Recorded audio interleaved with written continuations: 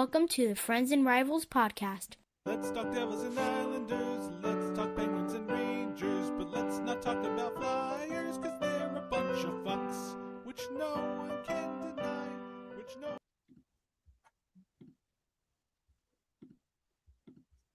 Did you cut off my song? Nick's absolutely right. When you hear that song, you kind of have to bop your head from side to side in enjoyment. It's a classic. So, in case you haven't noticed, we're one light here on the show tonight. Tom is flying into New Jersey today. He landed at about 7 o'clock, and apparently he's still on the plane waiting for a gate.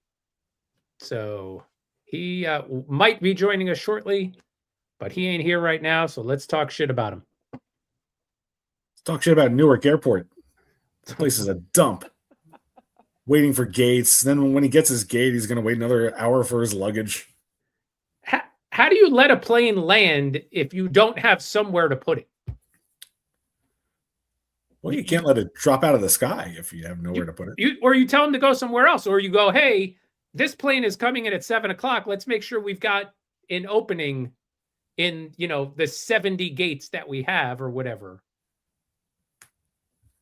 Maybe they couldn't clear snow from all of them? Could be. Let me tell you something. Nick, you could be quiet for a couple minutes here.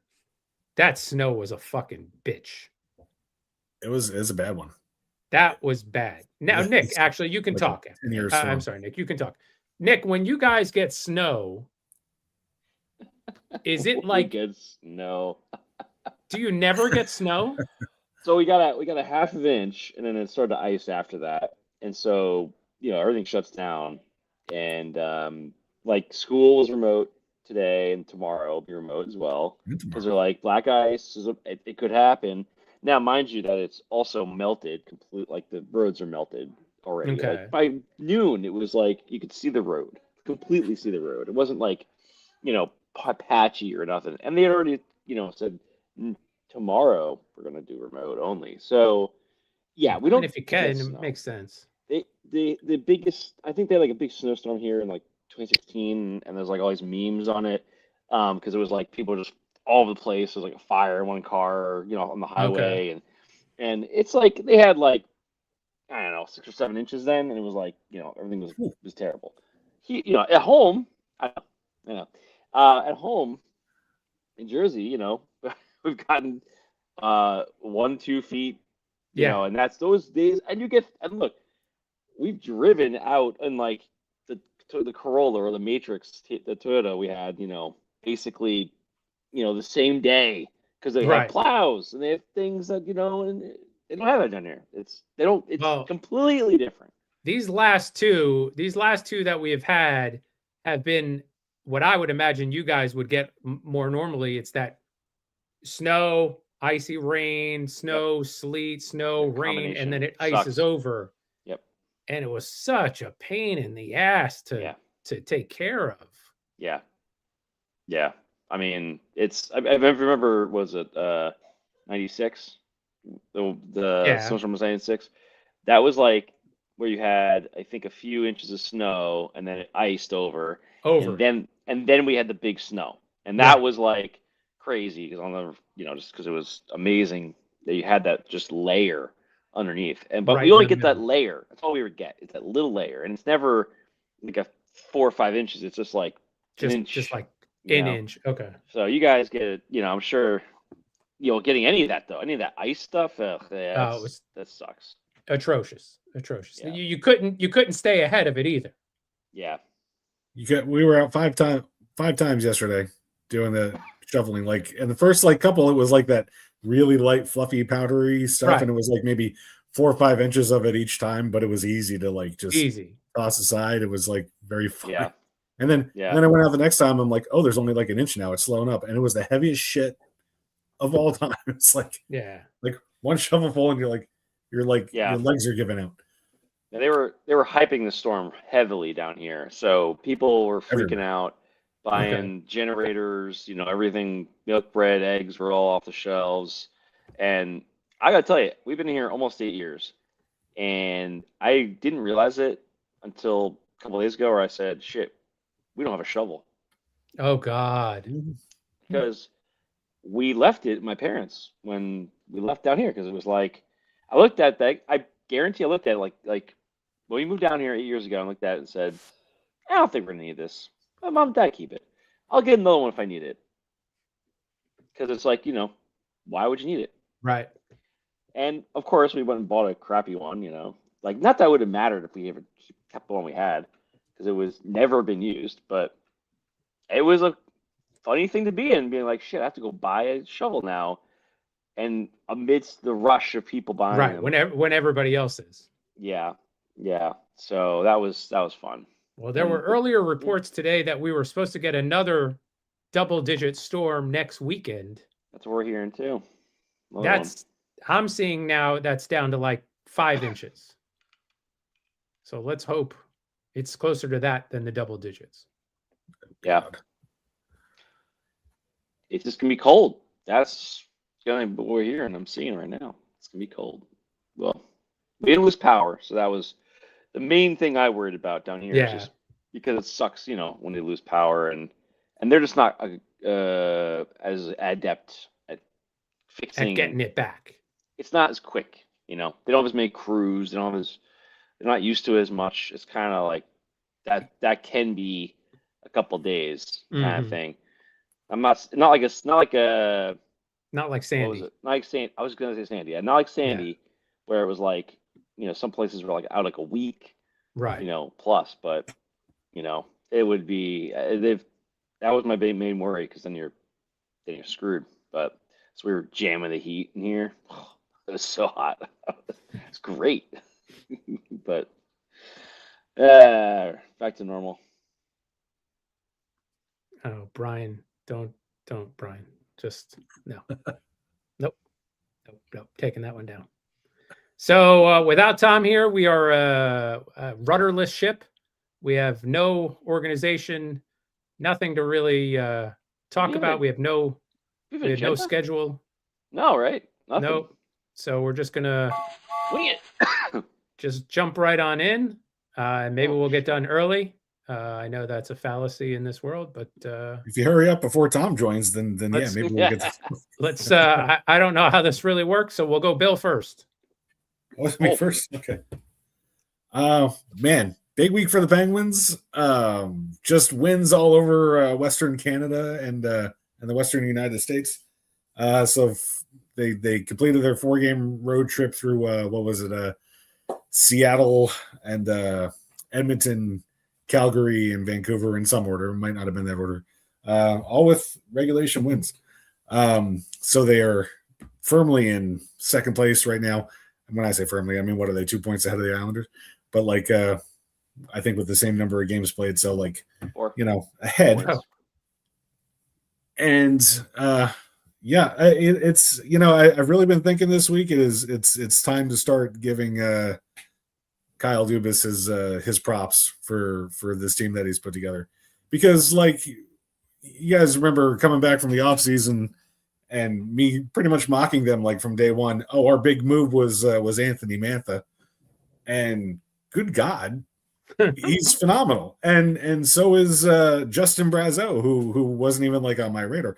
He keeps on, he's got to have a file on every player in the league, because as soon as some of these guys that he has an eye on become somewhat available, he's pouncing on them, and they make all these trades that don't look like anything, and then they come in and they play really well. And then some of those guys play well for a little while, like a Philip Tomasino, and then okay, so they kind of get replaced in the lineup, but then they get used as assets in trades for other guys that come in. So I mean, else, yeah. that fourth line, Achari, Lazat, and what's the other guys? Whatever the other guy's name is. The fourth line's doing really well. They're very hard to play against. They play very well defensively. They hit people. They score an occasional goal. And then ahead of that, they have 3 productive lines, and Malkin, they've kind of moved, whatever you want to call this. The second line is probably whatever line Malkin is on, but Malkin's been moved to the wing, which I've been yelling for them to do for years, because he's just not defensively up to be in the center position anymore. So he's been really effective playing with Tommy Novak at center. And they put one of their new acquisitions, Igor Chinikov, on that line. Chinikov's scored like 5 goals in 12 games. I mean, he's doing very well. Productive without getting any power play time. As is Ben Kindle not getting power play time. Ben Kindle scored a couple of goals the other night in their last game against Vancouver in that 3-2 win. So like they're pulling offense from all sorts of different places. Obviously, the Crosby line healthy now is Crosby with Rust and Raquel, and I mean all these guys are really productive. And defensively too, guys like Connor Clifton, Brett Kulak, Parker Wotherspoon, especially at the beginning of the year. I mean, these guys he brought in, like you look at their stats, nothing jumps off the board at them, and then they come in and they're all playing really well. So yeah, definite props to Dubas for putting the team together that he has, and a team that while I think it's silly to have them in like the Stanley Cup conversation this season. Just the fact that they could be in the playoff conversation and they could make significant moves to the team if something makes sense. That's not just like you wouldn't want like a rental for 1 year with this team. Like that doesn't make sense. But like I think I mentioned last week, like if you can get a guy with some of these prospects in the pipeline and with the cap space that's available, and you can add somebody that could add something for 2-3 years, not a reason not to add to this team at this point. So good job by them, and good job by Dubas. And right now I feel I'm a little bit humbled because I think I know it all, but these players come in that you really don't necessarily have high expectations for, and they're playing really well. So good job by them. Overall, you're relatively healthy, right? Yeah, right now, Malkin recently, came back from an injury a few games ago. Actually, I would say, Carlson and Letang have been out, and I think they're getting close to coming back. But defensively, I think it just kind of goes to show you that those guys aren't really. They don't add that much at this point in their careers. They're not such impact players because the Penguins really did not miss them. Yeah, when they were both out of the lineup, and you kind of miss a little bit having one of those guys maybe be like the power play quarterback, but they don't add a lot at even strength, and they're not. And great. Malkin came out this week and said that he might want to play one more year. I think he wants to play in Pittsburgh. He has said all along, like he doesn't want to play anywhere else. Okay. I think the Penguins have said they're not interested in going in that direction and keeping that core together past this year. But again, like if he has already changed his position, if he's not, I don't think you want to sign him up to be one of your centers anymore. But if he's already changed his position, and depending on what kind of salary he wants to take, I don't think there'd be a reason for him not to come back. Like if he's team friendly, you might as well. Yeah, exactly. I mean, why not? He's been productive, and he's not the player that he once was, but he's also not appearing like he's about to drop off a cliff. He's not dragging, right? He's not dragging the team down either. Right. So that's interesting. I brought up the health thing, and just switching gears to the Devils. It's funny how much better the team plays when everybody's healthy and everybody slots into the line, the line that they were scheduled to play on. Because this past week, they went 3-1 on their Western Canada trip. A win out in Calgary, which actually saw Lenny Hamanahu make his NHL debut. A win in Edmonton, where they held Connor McDavid without a point against them for the first time since he's come into the league. A 5-4 win in Vancouver, so we could see the puck starting to go into the net a little bit more. And that was actually their final late start of the year, which is great for me because I don't have to stay up late anymore.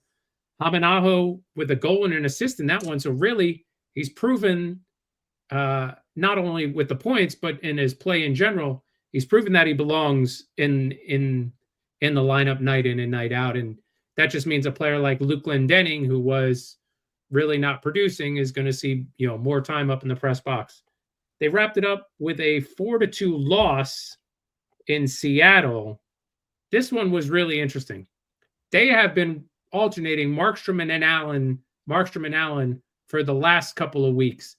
And this game against Seattle, they played Markstrom again after he gave up 4 goals against Vancouver. It seemed like to me a no-brainer that they should have gone with Allen. Markstrom gave up a couple of really soft goals. And even though they scored first, once it got tied, you could tell that it was going to go downhill quick. And 18 seconds later, it did go downhill quick. They gave up the lead and then eventually lost. This game was moved up an hour due to the Seahawks game, but I don't think that really had any impact. I don't think an hour really makes any difference. It went from 2:00 local time to 1:00 local time. So I don't really think that's a big deal. Otherwise, that line of Cody Glass, Hamanaho, and Gritzuk has been really well the last 3 games, and it looks like due to the Luke Hughes injury, Dougie Hamilton has now been taken off of the trading block, or the Devils feel like they really need to be swept off their feet in order for him to be moved, which really makes me think that Hughes isn't coming back until close to the trading deadline, if at all. This coming week, they got Winnipeg tomorrow at home, Nashville home on Thursday, and then Ottawa. They travel up to Ottawa. Nick? All right. Even though I'm going last, it's really Billy's. Should be my spot today. Yeah, I fucked that up. That's okay. That's okay. Isles been Fuck pretty him. much. If they win, they hold on tonight. They're up 3-0 right now. Fuck the in Flyers. Philly. Fuck the Flyers. Fuck the Flyers. They will be 5-5 this month. They've been very much up and down all month this month, and obviously teams like Pittsburgh have caught up in the standings, and a few other teams have started to really separate themselves. And we have a couple days. We got a back-to-back with the Rangers, 2 nights in a row, home and away. So it feels like it's a really kind of like that point of the season where this could be a turning point either way. You lose both games, to the rival and kind of a critical time. It could be something you look back at the end of the season and go, that was the end of it. But it could also be the other way. It could Conversely, if you win them both, win them both. Isles are right now hurting a little bit. They got quarterback back. He came back after they've missing pretty much the entirety of the 7-game road trip, which also thank God is over, because I'm just tired of staying up till 12:30 watching games every time. But it was pretty much a 3-3-1 road trip, but it felt like not great, minus the win against the Oilers, which was a 1-0 shutout. Keeping McDavid off the board. Schaefer was on him and Draisaitl's lines a lot and looked really good. But then you have the games like they lost 4-2 to Calgary, lost 4-1 to Seattle. They were able to beat. I think on the night before we recorded, that night was a night with they won 4-3 over Vancouver, but I don't think that game even started until we were done. I mean, I stayed up to watch that game. And I watched the Seattle game, was because they were just such late games, and but they were just kind of okay. Obviously beating Vancouver, it's a must at this point. You got to beat that team. And they were very much looking like they had retired on the road too much, and at the end of a road trip, and 7 games is a long one. It's a long one. It's middle of the season now. It's not like early in December. We're getting to that point where it's starting to add up, which is where you need the guys to rotate in and really be there to help out, right? So like quarterback coming back on the Saturday game against Buffalo at home, ran into a very hot goalie, Alex Leon. He was really good and kept the Isles off the board. Isles ended up being down 3-0 and then pulling the goalie with like 7 minutes left. Doesn't really end well. Generally, It didn't end well in this scenario. Nice things have been like Duclair's been red hot. He finally, I think he's had like 8 goals. He had 8 goals in 8 games. I think going into the game with Buffalo, where they obviously got shut out 5-0. But he's been a really good, breaking through. He had another tonight. I think he's had a couple of assists. Power play points. He's had power play points like pretty much almost every other game. He's been really, really, in the right spot. It's been good. It's good to see him finally getting into that groove, man. And being obviously healthy has been a big part of it. Isles are without Cal Ritchie tonight. He's day to day. Ryan Pulak was out the game for in Buffalo at home, and so what's been interesting today has been rumors, and it seems like it's going to happen. The deals is probably paperwork or whatever at this point. But the Isles and Rangers making a deal. The rarest of rare. Living together. It's like doesn't sound right at all. Fourth time I think they read it ever between the teams to make a deal. It's a minor deal. It sounds like the Isles are sending a third to the Rangers for a Mr. Come on. Carson Suki. Okay. I must say Suki. I don't know if that's right, but I guess I'll have to wait for Butchie to tell me what it's. Give me a little Kaiser better. Jose. Yeah. Jose. Bottom pairing, bottom 4 defensemen, left side. Depth. So, a lot of guys saying just like Mayfield, defensive defensemen that don't expect much. I think really the move is to shore up the lack of depth on the defense right now. We have Adam Boquist playing as well as another call-up. We've been having call-ups all year on defense, it feels like, with Romanov out basically the whole year. So that's been having Isaiah George up today, and last game, while he's serviceable, I think that it's fine if you're not in the playoffs hunt.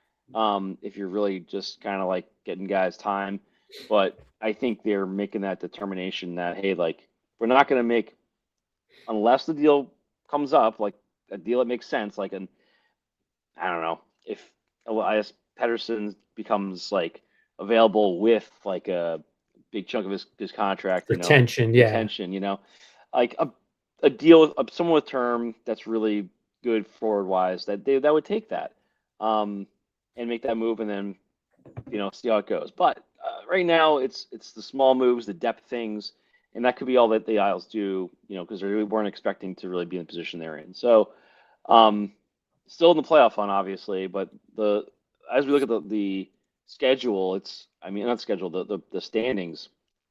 It's only the Hurricanes and Penguins above us in the Metro, and like the Hurricanes they made it.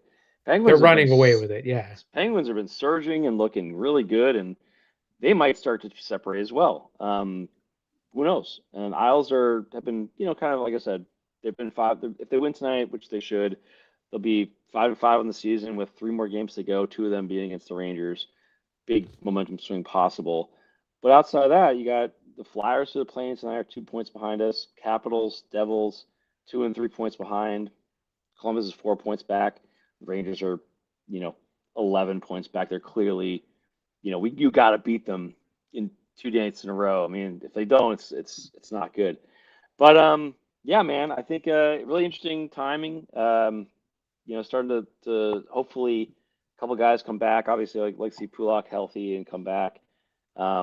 Look to see this new guy whenever this deal goes through, and it's really good to see when the hit team is healthy. Obviously, it seems like they're getting there, but you're getting it right. We'll see. It's just one of those things where, middle of the season, I feel like the team will be really happy to be. The Olympic break is going to do them good. Yeah, because I think we only have like Horvat, and I think he's the only guy actually from the Isles. Am I wrong? Yeah, I think he's the only guy that's playing in the Olympics for us, which is the least number of Olympians in the NHL. If I saw the statistic properly, but it was like kind of funny. It was like Florida had like 13 or something stupid. The Devils You're have like, 8. Yeah. Yeah, you have 8, and you're like, good God. So after the break, hopefully our team's like really rested, but we'll see how it Or goes. really fat from all you can eat buffet at the resort they're going to. One or the other. Way. One or the other.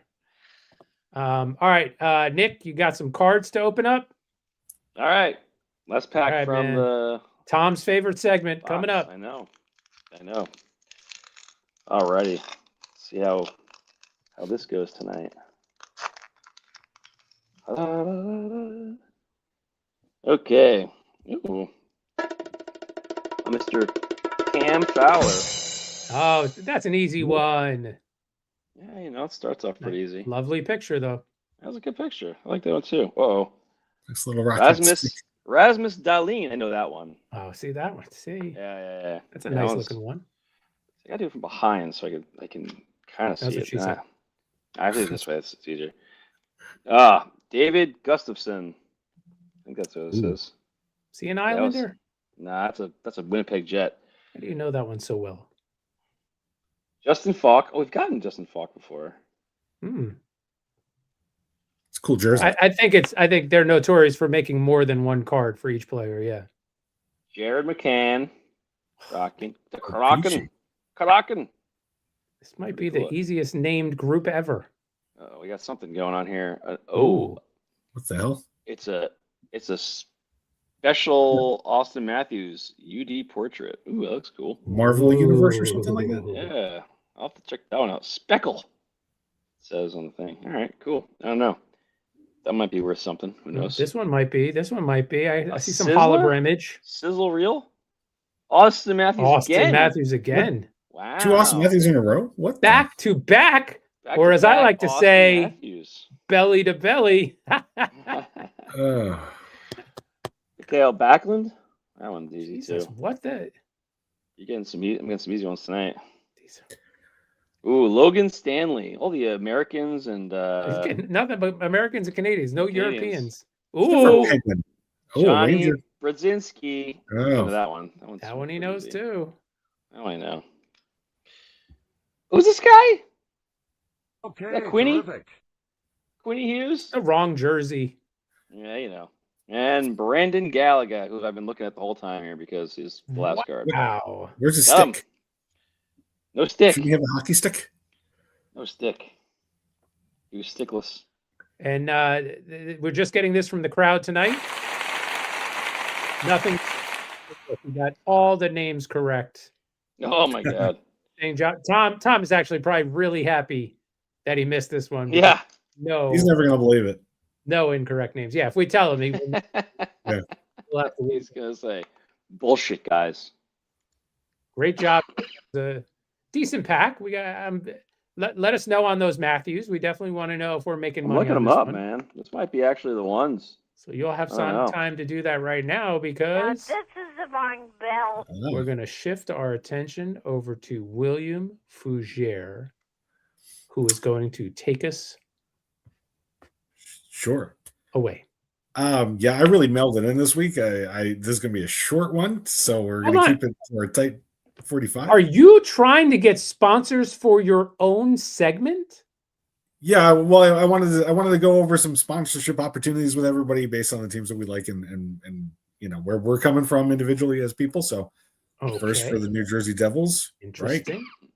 We got that's Steve's team. Steve's our Devils expert, and he likes Coke Zero. So I'm thinking Coke Zero sponsorship, right? That's Coke Zero. That's good. There's the Islanders. And that's Nick's favorite team, and what does Nick like doing? Disc golf, right? Disc golf. There you go. Yeah, some disc golf. Hey, I got that disc. Just have a feeling. The feeling like she wasn't holding a frisbee.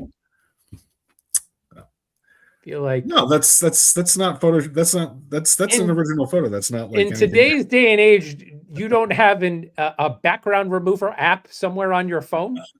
I didn't do this on my phone, and it took me more than 30 seconds to figure out how to like crop just the disc. So I'm like, oh fuck it. Okie doke. Oh. Fair enough, though. I like very good, very good. New York Rangers. Unfortunately, Tom's not here for the New York Rangers. Not unfortunately, but okay. What is Tom like? Donnie Baseball. Hey, Donnie that's Baseball sponsorship. Man. Loves this guy. It's going to be up in Obsessed with him not Toronto, being right? He's up involved in, or no, he's down in Philly. He's close enough. He could pop up. And then there's, of course, the Penguins. We all know what What do I Bill love? I love to be fat and all things that make me fat. So some Primanti brothers, and yeah, like that's like Pittsburgh's big contribution to cuisine is that they put French fries and coleslaw on sandwiches. Is this a photo that you took? It's good, but no, this is. I feel like you've been there, right? Oh yeah, I've been there. Did you want a picture of my specific sandwich? If you have, I would love to see.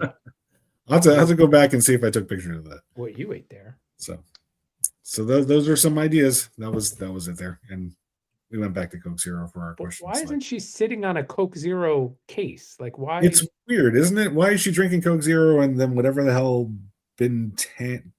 whatever the hell that is? I don't know. That's weird. Kind of strange. Hold on. But no, I don't want to see that. No.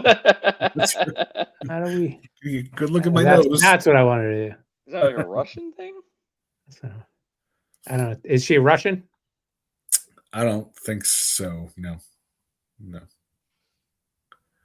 All right. So 4-0 Islanders. Fuck the Flyers. Looks very game very in hand for them. Nice. Go down to Philly and just fucking rock their world. They really came back to the pack. That's part of it too, right? They're one of the teams that were playing way above their head earlier this season. Yeah. And now they've come back a little bit too, which is nice. 100%. And we are so happy to see them fall back down.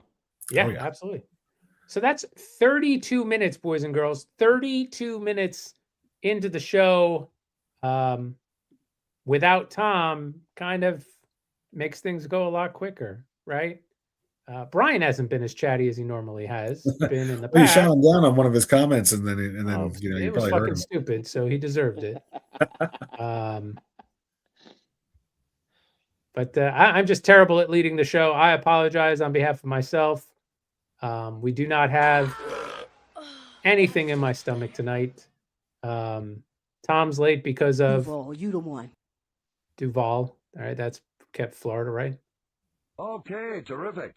And I suck. Anybody else have anything else to add? I can't believe we have to watch this fucking Super Bowl again. Patriots, Seahawks. That's how I know I'm old, because I was like, again? I guess it's probably been a few years. We do get to watch Sam possibly win it for us and beat the Patriots. I am definitely rooting for the Seahawks. Is it possible to see ghosts of a former coach that you played against? Because that's definitely going to be a storyline for the next 2 weeks, right? Yeah. I don't know, man. He's 14-3, 2 seasons in a row in the regular season. He's done exactly what the kind of quarterback that he is. He's just he's a game manager, right? I mean, he knows when to throw to. He's a smart guy. You just put him behind a semi-competent offensive line, and he can dink and dunk and occasionally go deep. And he's good enough to take advantage of the fact that the last couple of years he's had 2 of the best wide receivers in the history of the universe. But yeah, I mean, you got to he gets full marks for getting the ball to him. I mean, they can't catch a ball that, if it's not thrown well enough for them to catch it. You can't throw it and catch it. That's right. It happens when you put a decent quarterback on a good defense and offensive team. I mean, they're top 3 offense and defense only team all year. And they're playing the other most balanced team in the AFC. So, I mean, it's going to be a pretty good game, hopefully, as long as, one of them doesn't blow it. But, May and Darnold have not been this far, obviously. So it'll be interesting to see how the 2 of them stack up against each other and the defenses. But I'm looking forward to it. Current line, let's see. I would say, I want to say that I feel like the Seahawks should win the game, But I just can't, like, when Sam Darnold's the quarterback, I can't. There's just like this reflex of not trusting it. So I don't know. We'll see. We'll see. Current line: Seattle minus 4.5. Mm-hmm. Over under a 46. I think this is probably the first time the Patriots are going to be underdogs. Yeah. In the Super Bowl for probably since they played the Bears, right? Didn't they play the Bears? The Bears? Rams? No, they played the Rams. They were the underdogs against the Rams. Yeah, Rams is probably the last one, I guess.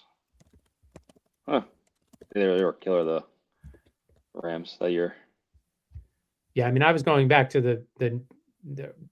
Oh, the 85 right. Super Bowl, right? That's They were underdogs against the first one. Okay. Yeah. Was that Carolina? Am I wrong? No, the first Patriots Super Bowl was the Bears, and that was and they were definitely underdogs. They were definitely underdogs in that one. But in the Brady era, the first Super Bowl was the Rams. And they were. You think they were definitely underdogs in that? They were underdogs against the Rams. Yeah. The greatest show on turf. The Rams were heavy favorites. Yes. So we're answering a question for Brian here from earlier. Oh, she came. Yeah. Oh, for sure. She was drinking Coke Zero. Of course she did. Yeah. Of course she did. So yeah, that's all we got for you tonight. Sorry, we suck. Tom's the leader of the podcast, and without him, all shit goes downhill. So Billy, say something witty. Hey guys, with the weather this week, I was thinking to ask everybody, is it cold enough for you?